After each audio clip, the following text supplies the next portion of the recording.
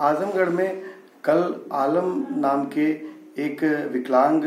BDC member की हत्या हुई, दिन दहाड़े हत्या हुई। ये हत्या सिर्फ सामान्य हत्या नहीं है, बल्कि उत्तर प्रदेश में लगातार पंचायत चुनाव जैसे जैसे लंबित होते जा रहे हैं, आजमगढ़ में ये 5वीं 6वीं हत्या की घटना है। इसके पहले सुरेंद्र यादव बीडीसी की हत्या हुई, इसके पहले सत्यमेव जयते ग्राम प्रधान की हत्या हुई। ये हत्याएं बता रही हैं कि पूरा का पूरा जहां प्रदेश में लॉ एंड ऑर्डर ध्वस्त हो चुका है, वहीं पर ये हत्याएं ये भी बता रही हैं कि पंचायत चुनाव में किस तरह से अपने दुश्मनों को ठिकाने लगाया जा रहा है। और मैं इससे साफ तौर पे कर रहा हूँ, इसके लिए सरकार की जिम्मेदार है। जिस तरह के सरकार अपने विरोधियों को ठिकाने लगाने के लिए कभी बदला लेने की बात करते हैं, योगी आदित्यनाथ जी कभी ठोक देने की बात करते हैं, कभी राम नाम सत्य की बात करते हैं, ठीक इसी तरह से जनता का भी एक बड़ा निर्माण हो गया है। और आज साफ तौर पर हम कह रहे हैं कि इन हत्याओं के बाद जिस तरह से प्रशासन का रवैया सामने आता है और सिर्फ वो सोचती है कि सिर्फ दफन हो जाए लाश, इसको जला दी जाए लाश, और तमाम जो डिमांड करते हैं परिवार, उसको डिमांड को कोई पूरा नहीं किया जाता है। मैं आपके माध्यम से इस बात को एक डिमांड करता हूं कि जनप्रतिनिधि की कोई भी हत्या हो रही है, ग्राम पंचायत प्रधान का हो चाहे बीडीसी मेंबर का हो, उसके परिवार के लोगों को तत्काल 50 लाख रुपए मुआवजा,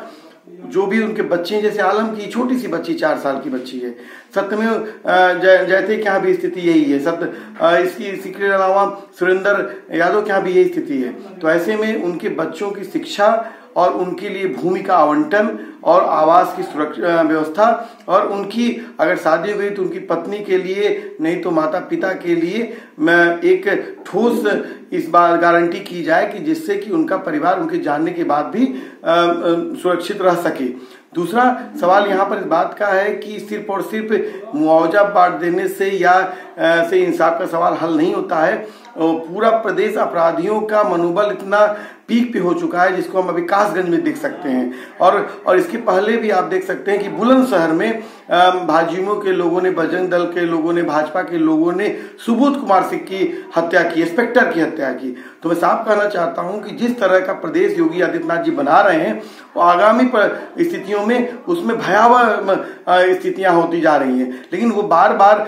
कभी उसको सोचते हैं कि कभी आंदोलनों का दमन करके, जैसे अभी तमाम किसान नेताओं को 50-50 लाख की 10-10 लाख की नोटिस करके, उनको